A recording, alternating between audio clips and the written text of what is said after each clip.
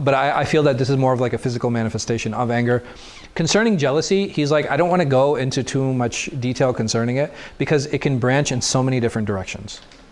But Islamically, and we'll talk about this inshallah after we finish the discussion, because a lot of it is just a collection of different narrations on how jealousy actually manifests itself.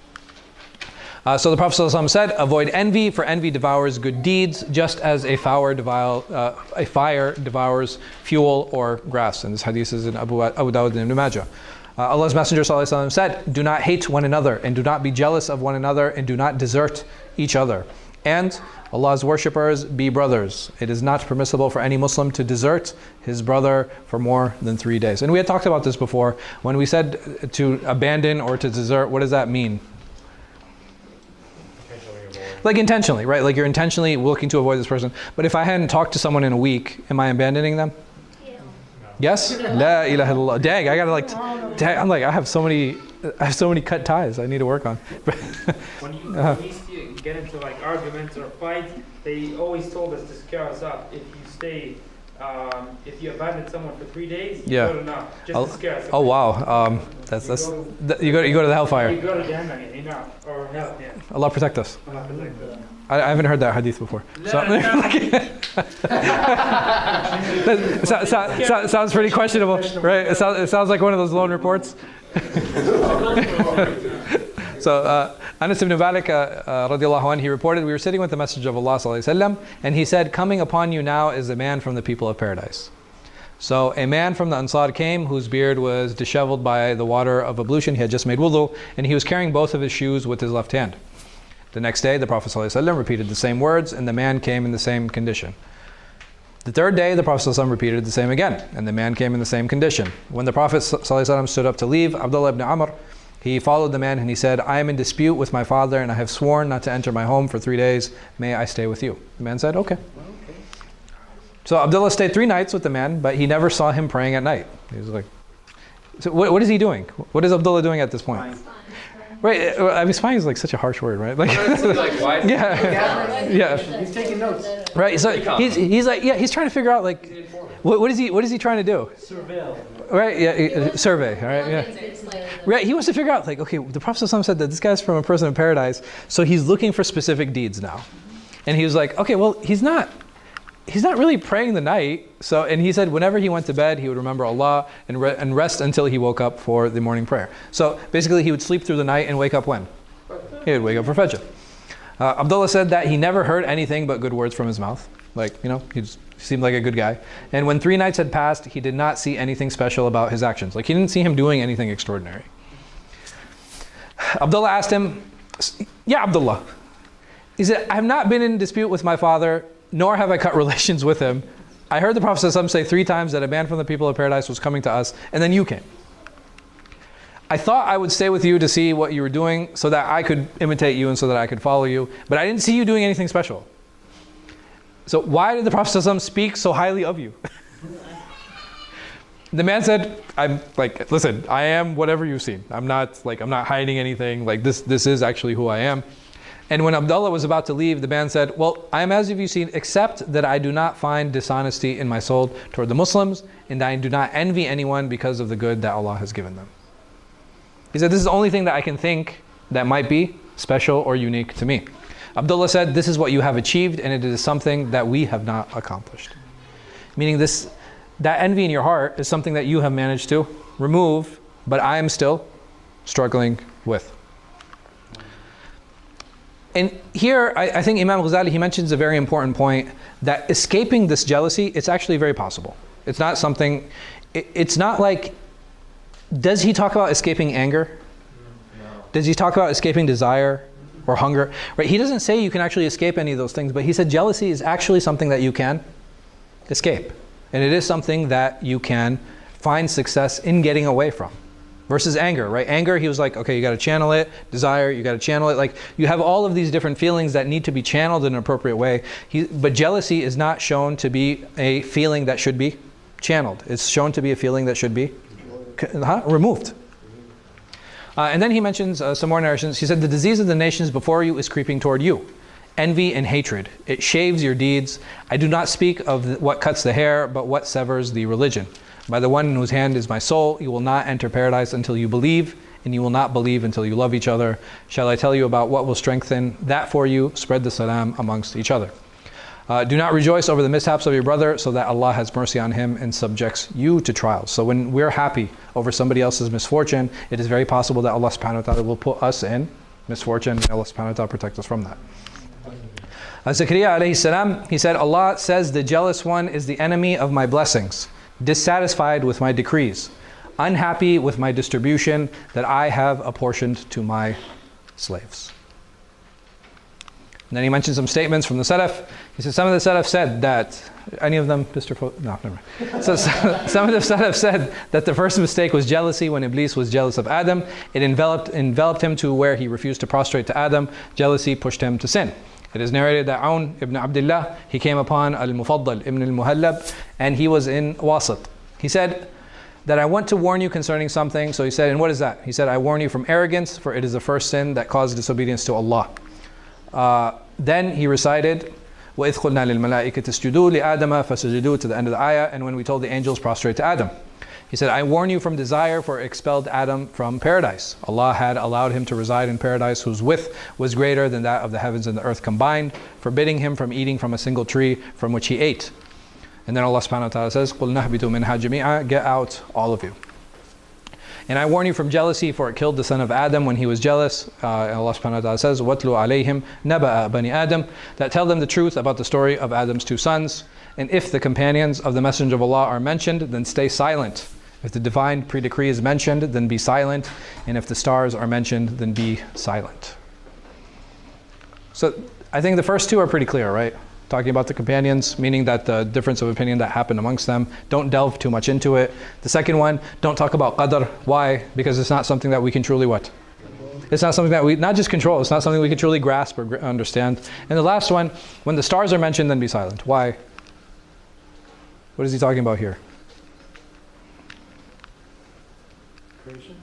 Huh? Creation? Not the creation of the stars. It was a good guess though. People who read stars, what happens? Oh, like horoscopes, astrology. Like horoscopes and astrology and all this stuff, man. When people talk about it, what should you do? Just ignore it. Just leave it. Don't engage in it. What we're saying, I'm a Leo. I'm sorry, a Libra? Leo. You're a Libra, aren't you, You're a Libra, aren't you, darling? So Ibn Sirin said, I never was jealous of anyone concerning a worldly issue. If he is from the people of paradise, how can I be jealous of him in this world when it is considered lowly in the next? If he is from the people of the fire, how can I be jealous of him in a worldly issue that took him to the fire? Jealousy is something that is looked at as dunya. It's something lowly in the next world, and this is why he said this. A man said to Al-Hasan, does a mu'min become jealous? He responded, what has made you forget, son of Yaqub? Yes, but he keeps it in his chest, and it will not harm you as long as you do not let it affect your hand and tongue. So over here Ghazāli is exploring a little bit more and sharing a few more information, like some more things about jealousy. And he's saying to us that jealousy is a bigger problem where? When it's manifested and when it's expressed. Is this the highest form of Iman, do you think? No. No, it's not. And remember, sometimes Ghazāli will mention one or two narrations that actually talk about. And why does he mention so many about removing them? Because the goal should be to remove it. But if elements of it stay, is that hugely problematic? No. But does he want to encourage that? No. Right? So Ghazāli's done this time and time again. He'll bring all of these narrations that talk about this, and then he'll bring one or two to say, like, no, actually, well, it's not that bad if you have a little bit of jealousy. Yes? I had a question, but it was more so about khira, like yeah. jealousy. Yeah, we'll get to that, inshallah. Okay. Yeah, I wanted to talk about that after we finish this discussion on jealousy and the different types. Abu Darda said, a slave does not mention death except that it lessens his happiness and his jealousy. It was said, every enmity hopes to express harm except that enmity which stems from jealousy, because it ends up hurting himself. Some wise men said, jealousy is a wound that never heals, and the jealousy never reaches the intended. Meaning that regardless it doesn't matter how jealous I am of that person, does it hurt him in any way, shape, or form? No, not really. It just ends up hurting me. A Bedouin said, I have not seen an oppressor more like the oppressed than the one who is jealous. He sees a blessing on you as a curse on him. Al-Hasan said, Ya ibn Adam, why are you jealous of your brother? If what Allah has given him out of his generosity toward him, how can you be jealous of Allah's generosity? If it is other than that, why be jealous of that which takes him to the fire? Hasan, no, this is Hasan al-Basri, and there's a very similar narration from Ibn Sirin. Does a mu'min become jealous? Yeah, al-bayin annahu huwa. He narrates a lot from Hasan al-Basri. For every time he says al-Hasan, I assume it's Hasan al-Basri. But the other one is Hasan al-Basri too? هذا وين؟ هذا, yeah. Okay. That's what I assume. Some of them said, the jealous person does not take from a gathering except slander and shame, and from the angels cursing and hatred. He does not take from character except gloom and sadness, and he does not take from death except hardship and terror.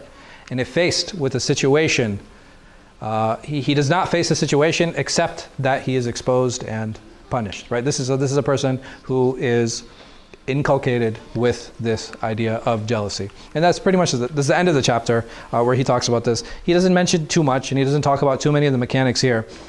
But he starts off the chapter like this. So like the chapter heading I feel is like longer than the actual chapter. He talks about the statement concerning the disparagement of jealousy, its reality, its reasons, its cures, and the necessity of removing it. Do you feel he addressed all these things? Why? Yes or no? No, I don't think so. You don't think so? Let me take this chair. Like 3 different words. Huh? I'm sorry? You didn't see the cure? I think he mentioned the cure in the beginning. What do you guys think? And then he didn't even, did he talk about the types? I think he talks about in the next section, which is why I didn't want to go too much into it. But the types of jealousy, what types of jealousies are you guys aware of? There's ghira. What else? Which is like a protective jealousy. Envy? Sure, there's envy and then there's jealousy, right? So envy is usually associated with what? Wanting to tear somebody else down. Right, it's like wanting to take away something from someone. And jealousy is what? Just wanting to. Right, it's just wanting what that person has without? That's It's ghibta, yeah. Without what? Wanting to yeah, without wanting to take it away from that person. Like, man, I wish I had a nice car too, right? Versus saying, I wish I had his nice car. Huh? Right. So if I said, I wish I had his nice car, what does that mean? That I want to take it. I want to take it away from him, and I want to have it, and I want it. Right. But I say, I wish for a nice car too, meaning that it's okay, he can have it, but I want one for myself. Huh? It is jealousy. If I said, I wish I had a nice car too. Yeah. If I wish I had a nice car. No, but you're not. But you're not. What are you comparing it to? His car, Why right? do you want a car like that? Maybe I don't want the same car, but I also want a nice car. He has a nice car. So you're not jealous of the car. You're jealous of the niceness of the car, and you want to have something parallel. Maybe it's not necessarily jealousy. Maybe it's just hope that I'm hoping I have a nice car. Hope after seeing what he has. Yeah. So I did. Yeah. That's exactly what jealousy is. But if somebody has something good, it's my first time seeing it. Like you weren't aware of nice cars before you saw his. Not nice car. Something else.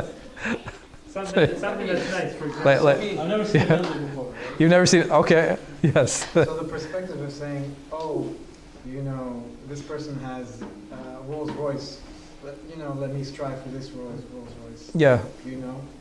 Is that jealousy? It's called good envy. It can. I mean, it can be. It can be versus, because there's layers to all of these things. Yeah. For example, if I see somebody with a Rolls Royce, right, and I say I want to strive to have a Rolls Royce too, I might not be jealous of the car at that point, but now I'm jealous of what? Of the person. Of the success, right? I'm jealous of the success, and I want to achieve the same level of success. So the perspective should be, may Allah increase him, Mm-hmm. right? And if Absolutely. then Absolutely. I mean, yes. I always thought jealousy is in a negative sense. So in English, it has like a few different connotations, but I'm saying even in Arabic, ghibta is a word that we use to describe it, but the Prophet ﷺ said, he said, "La tahasad akhaka illa fi ithnain." Like, don't be jealous of your brother except in 2 things: in his knowledge and his wealth. Well. Yeah. Well, you heard what he said, he has wealth. Yeah. Oh, don't be nice. No, but his wealth how? When he spends the Because he's generous, ya akhi. Not his wealth itself, man. So not the Bentley. No, man. The fact that he's giving the Bentley to, you know what I mean? Yeah. Yeah. So the fact that this individual is wealthy and he's using his money for the sake of Allah subhanahu wa ta'ala. But Sheikh, isn't it haram for somebody to spend his or her money buying, for example, a Bentley or Rolls Royce? No, I mean that's a separate conversation, right? That's a separate conversation, because I'm allowed to spend my money as long as what? There's no wasting, no It's How do you define israf or tabdhir? not consuming whatever I bought and throwing it away. Okay, so we defined it in two ways.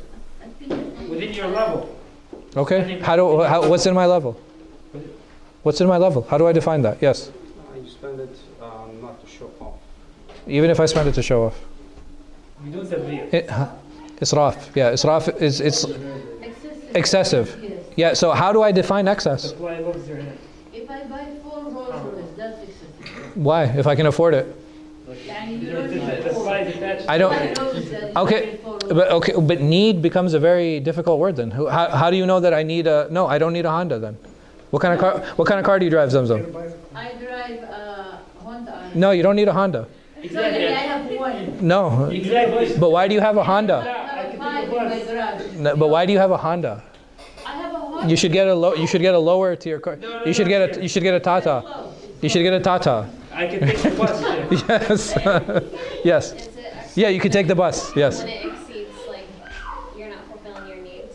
Like, Okay. it becomes like luxury over necessity? So, there has to be a clear delineator for that, right? How do I determine? There is a line, but what is it? I don't. That's what I'm asking. Yes. So does it access something to ignorance so that you're not giving charity instead of So now we're touching on something, which is what? Rights. Ahsant. Right? Yeah. So I fall into excess if I don't fulfill the rights of who? Of Allah. Of Allah. Number one, ahsanti. Right? So if I fall into riba, I'm now this is israf. This is excess. The second, what else? What other rights have to be violated in order for me to fall into excess? Family, just the rights of others. Yeah, others. Right? The rights of others. Yeah. If I'm taking your money, that's stealing, and I've fallen into, and I'm spending it. Right? I'm spending money and I'm stealing money. I've now fallen into excess. This is what israf is. Israf, basically, if I violate Allah's rights or I violate the rights of others. Very simply. But if I have the money and I buy 4 Rolls Royces, if I'm giving zakah and I'm giving sadaqah and I buy a plane, is there a problem? No. Because Allah wants you. You're right. And the thing is, like, for me, okay, because I'm the one who defines my needs. Right? Other people can't look at me and like, oh man, look, he bought like such a huge house. Like, how do you know what he needs and what he doesn't need? No, I'm being very honest, right? Like, and we become so quick to judge others when the reality is that my israf meter is going to be very different from his, because I'm earning different, my needs are different, my lifestyle is different. There's so many differences that I have to take into account when I'm talking to others. Israf applies to me, right? It's not a bat that I use against others. Yes. Can it also like corrupt the heart though if you're like spending all your money? Like, say even if you are like within Islamic rights, but like you're just sort of obsessed with like luxury and the dunya, like can't that really You're what? Obsessed. That's a very different aqi. There's a difference between spending and being obsessive. Okay. Being obsessive in any mubah is not permissible. Right? Are apples halal? Yeah. Is it permissible for me to eat 20 apples in one sitting? No, it's not, right? I'm going to get sick, right? It's not good for me. So the thing is, the excess in anything is good. Why? Because there are rights that are being violated at that point. But and as far as it concerns, like, okay, how it affects an individual's heart, who determines that? You have to determine that yourself. The other thing is, does Islam encourage poverty? No. Absolutely not. Absolutely not. I almost said if poverty was a man, I'd kill him. Allah mustan. Allah mustan. Yeah, and the thing is why? Because poverty is something, it is so debilitating. It's so debilitating that it can actually prevent an individual from worshipping Allah successfully. Even the Prophet ﷺ, when he said to Sa'ad ibn Mu'adh, he was saying, like, listen, you leave money for your family. It's better for your family to have money than to be in the streets begging others. Sheikh, you made a good point. You said poverty can prevent you from worshipping Allah, صح? Yeah. But being rich and fame and money can also prevent you from worshipping Allah. Absolutely, I agree, 100%. And even the Prophet ﷺ, he said, I looked toward paradise and I found it was full of who? Poor. The poor. Right? It was full of the poor. But at the same time, did he say, oh, you guys need to like go and be poor? No. You need to strive to be poor? Work as hard as you can to have as little money as you can? No, that's not. Like a super simple lifestyle. I mean, he lived a simple lifestyle. Why? He had the choice between he had a choice, right, between living in luxury or living in poor life. He wanted to set the standard as easy and attainable as possible. Just imagine if he was rich. Like all of us would fail. He was yes, but like then why did he die in debt, ya akhi? Why did he die in debt? Sallallahu Alaihi Wasallam. He died in debt? Didn't he have like a ton of money and decided not to like? No. Oh, so They had to take his chest plate. They had to take his chest plate and give it back in order for there to be some liquid available to him. Sallallahu Alaihi Wasallam. But the Nabi Sallallahu Alaihi Wasallam died in debt? No, I mean not in that sense. Like there was enough not to say that he died in debt, like that was unpaid. No, there was enough to cover the expenses, but it wasn't enough. Like the estate wasn't enough to cover it. Like the estate had a part of it had to be sold in order to cover them. So saying that, man, is like why? Because the Prophet ﷺ wanted to make an attainable bar. Like he ﷺ wanted to set an example that anybody could get to. Is it like more praiseworthy living like a simple lifestyle? Yeah, but who defines simplicity? You know what I mean? Like, because for different people have different ideas of what like abstinence and simplicity should look like. Simplicity to some people be like, no, I don't even want to iron my clothes because I don't want to appear too fashionable. Yeah. No, I'm being honest, and I know people like this, and I'm just like, it is, because being slightly disheveled is a sign of humility. You can if you're disheveled. What's the term? Jealous. Yeah. They can be jealous of you, but they can pray for your downfall too if they see you in a. I mean, high position. I'm saying that. So should I keep myself low because of other people's hasad? No. But then wasting, like, so some of the people who waste use I found an excuse because he never wore like the same clothes twice. Okay, but what do you think he did with his clothes? He donated, and every week he would free a slave. Like, can anybody be like Uthman? Like, yeah. No, I'm saying like, and he used to give in charity. He's like, yeah, he was like he was extremely wealthy, but he was also extremely what? Generous. Like, and these are the things that we have to keep in mind, man. But if an individual is giving his zakah, if an individual is spending on his family, is he allowed to spend on other things? Absolutely, man. This is a misnomer that no, you can't live nicely, or you can't drive nicely, or you can't, you know what I mean, like you can't fly in business class because this is israf. Nah, man, business class is comfortable. Like, listen, if you can fly business class, fly it. It is so comfortable. Like it does, like, yeah. Right? The first class is even better. It's even better, man. Like you get your own cabin, right? So like, but I'm saying if Allah subhanahu wa ta'ala has given you amenities, take advantage of them. We mentioned the hadith last time. When the Prophet ﷺ was given two choices, what would he do? He would take the easier of the two. Like, if I can make it easier for myself, why would I put hardship on myself? Does that even make sense? No. It's like, oh, let me walk around, let me walk to my car barefoot so that I can like get cut with the glass on the road. It doesn't make sense. It doesn't make sense. Like, we have to take easier paths and easier ways. Didn't the Prophet pray so he had like marks and stuff like on his? He did, right? So his feet would swell. He would pray so much, sallallahu alaihi wasallam, right? He slept on a mat. Right? Again, the ideas of imposed simplicity. Number one, who can I impose simplicity on? Myself. Am I allowed to impose that on my family? No, man. This is like it's a self-regulating exercise. This is not an exercise that is to be done to others. I wasn't talking about like that. I wasn't talking about like. No, I just meant in general. Yeah. Okay, cool. Yeah. I'm just saying, like, is there like more reward in like being simpler? I guess if you personally. Is there more reward in being abstinent? Absolutely. But the abstinence is a state of the heart. It's not a physical state. You know, whatever it is that I need to do, whatever I need to do to draw nearer to Allah subhanahu wa ta'ala, yeah, obviously, like I should make 100% efforts in doing those things. But who is going to define what those efforts are? Like, if for example, if I want to sleep on the floor, right? I start sleeping on the floor and I just keep waking up with back pain. Am I really going to be thankful? You know what I mean? Like, am I going to be thankful? It's like, nah, bro. Listen, dude, just get the Sealy Posturepedic. You'll be good. Like, you know what I mean? Like, it's not going to bring your zuhud. It's not going to make you any less religious. You know, if you do that, because you'll actually be waking up for qiyam because your back's not hurting. It's important to keep all of these things in mind. Like, there are certain eases that we all need to take advantage of. Certain people need, like, okay, no, man, like I won't be able to do this until I have hiking boots. And some people will be like, yo, what's the big deal, dude? Just put on some sneakers and go. You know what I mean? So it's up to every single individual to fight their own nafs for these worldly desires. Like but that's an individual effort. And you will find that a person looks very affluent. He looks very luxurious, but within his scope, he's actually being what? He's actually being abstinent. He's actually showing zuhud. He's actually withholding, huh? It's difficult to defeat the nafs these days. It's always been difficult. There's never been a time where there was, oh no, it was like easier to defeat the nafs. No, you were forced, right? So it's not like, oh, you were given a lot of choices. Like, if you were poor, you're poor. That's it. It's not like, oh, I'm fighting my nafs. It's like, no, I'm fighting hunger. Like it's a completely different lifestyle.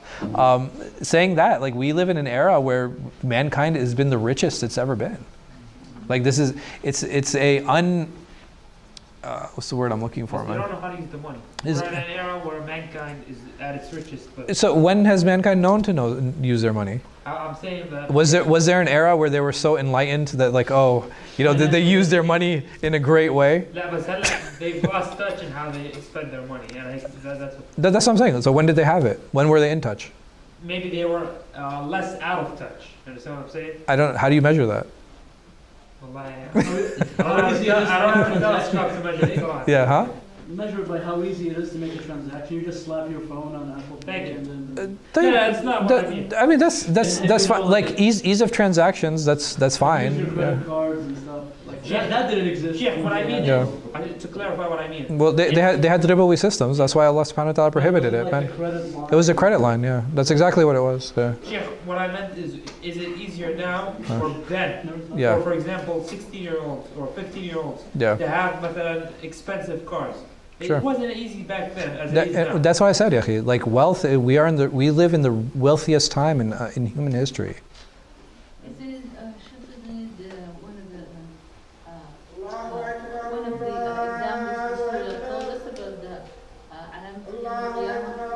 Yeah.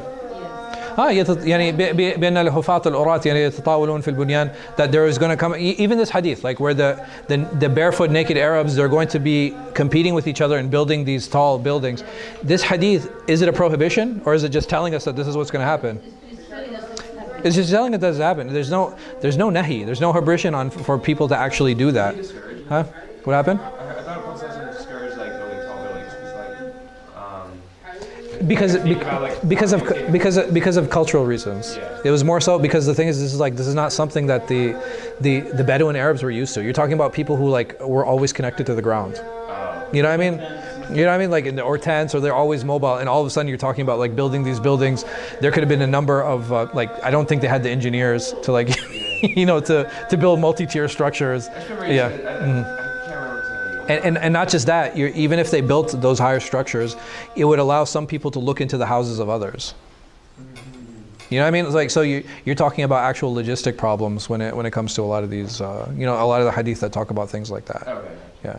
It's basically, it's a privacy issue, more so than it is the actual prohibition of building taller. Don't be like the Persians.